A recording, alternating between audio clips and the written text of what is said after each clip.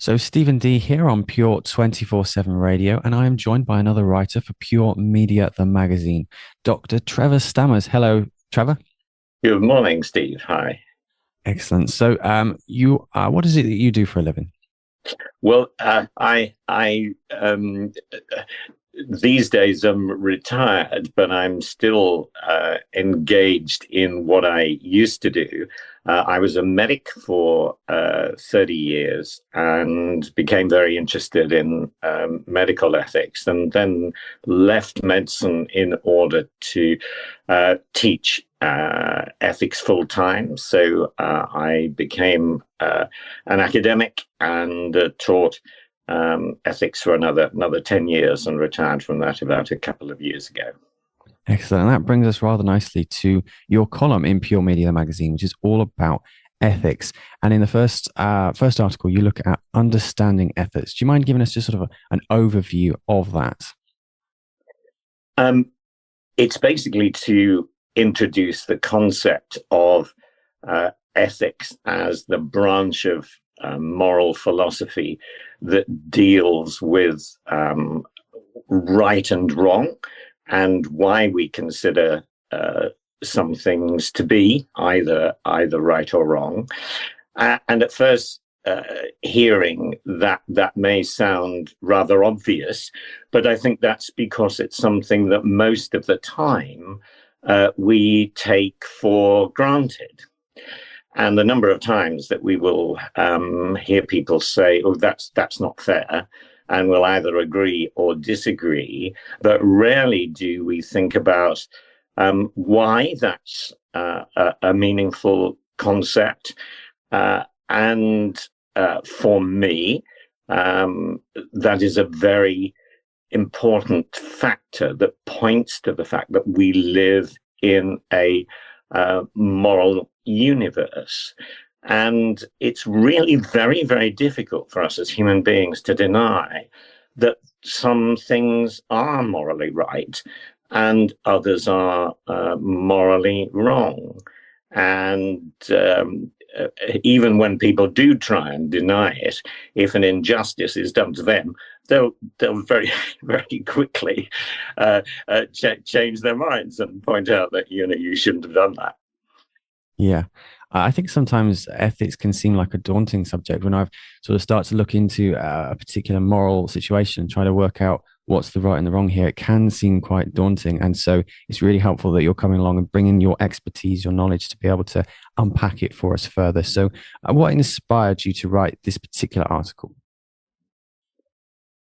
One of the most influential um, people in my own um, life, and certainly even before I became a Christian, was C.S. Lewis, who will be known to most listeners as the author of the Narnia Chronicles, which very appropriately, it's the 75th anniversary of Narnia this year, and those stories have a lot of moral content, but much less known is the fact that his book, Mere Christianity, the opening section of that book is called Right and Wrong as a clue to the meaning of the universe.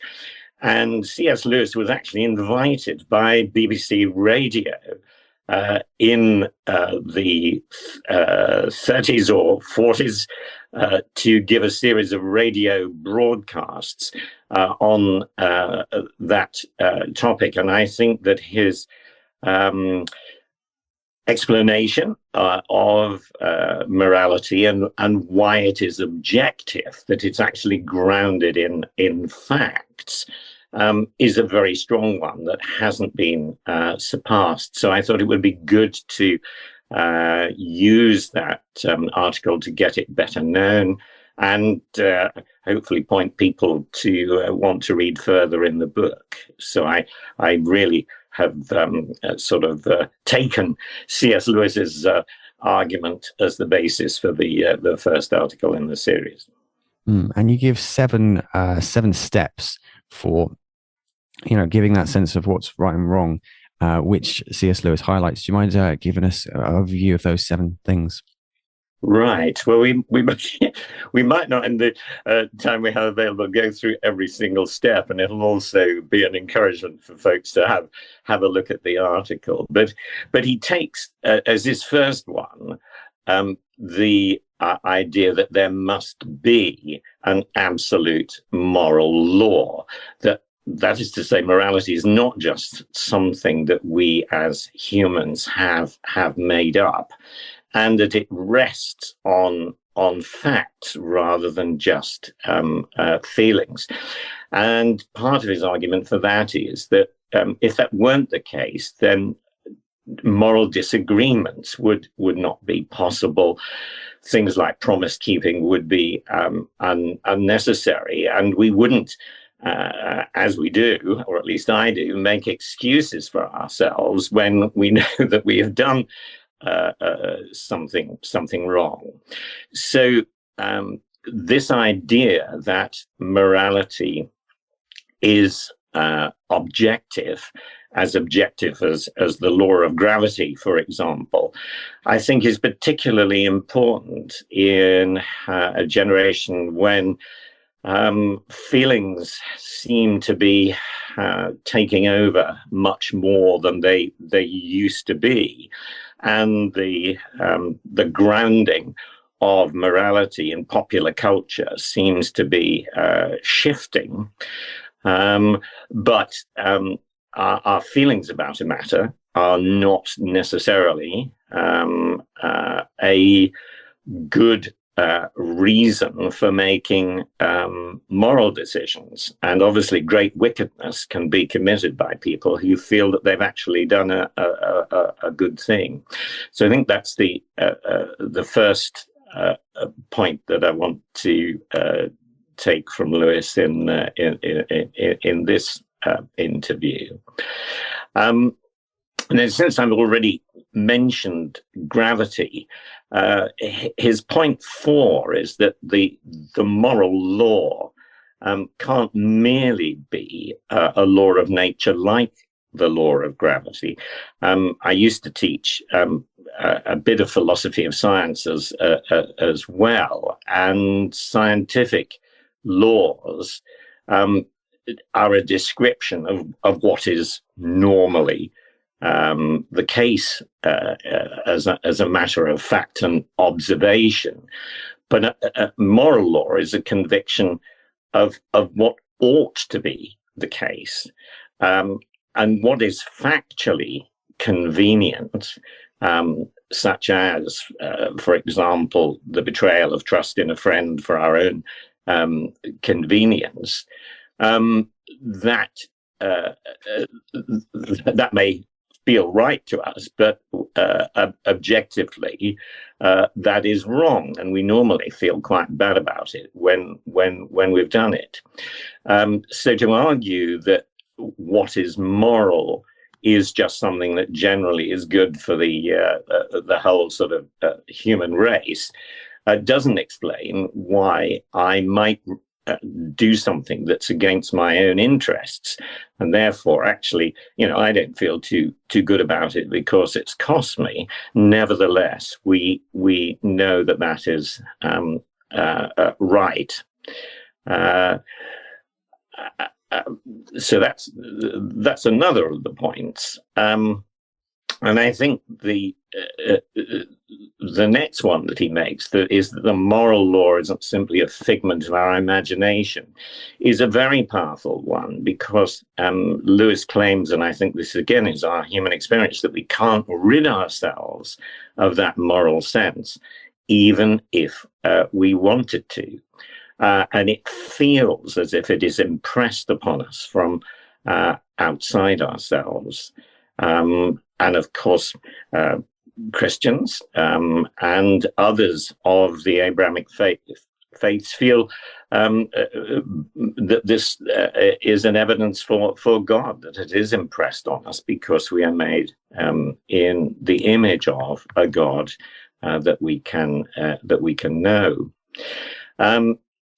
And his sixth point is that the moral law must reside in a mind. Um, Moral laws can't just come from mere molecules. And the atheistic claim is that there is nothing but matter, only what's made of atoms. That's the only stuff that's actually there. But moral laws come from minds and not molecules. A molecule cannot think. And just as an architect is not a part of the building that he designs, so Lewis claims that the source of the moral law can't be a part of the fabric of the universe. And so his final move, if you like, in his argument is that therefore there must be a mind, which is the source of that moral law, and that is God. And I think that's a very powerful argument that bears witness to the fact that we are made in the image of God. Excellent. Thank you so much. So if there was one thing you wanted people to take away from this article, if there was one thing you want people to sort of start thinking about or realizing, what would that be?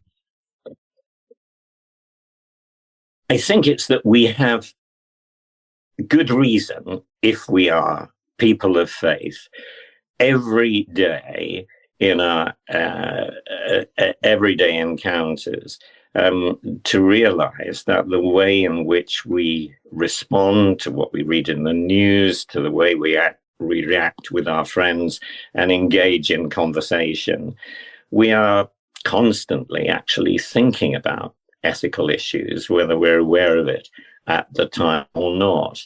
And so every one of those things is reminding us that there is a God.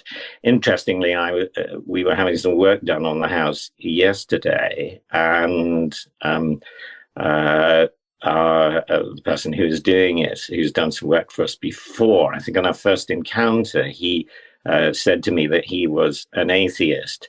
And so we'd been on a journey together. And even yesterday, we were discussing issues where the content was relating to world events and so on. And I was certainly aware, and I think he was aware too, that we were straying into areas that certainly had reminded him of God, because the issue of faith and why I was a believer came up again. So I think these things are inescapable, and they can be very useful openers for talking about why we have this moral sense, because everybody has it. Everyone has a moral sense. Thank you so much, Dr. Trevor Stammers. It's been a pleasure chatting with you.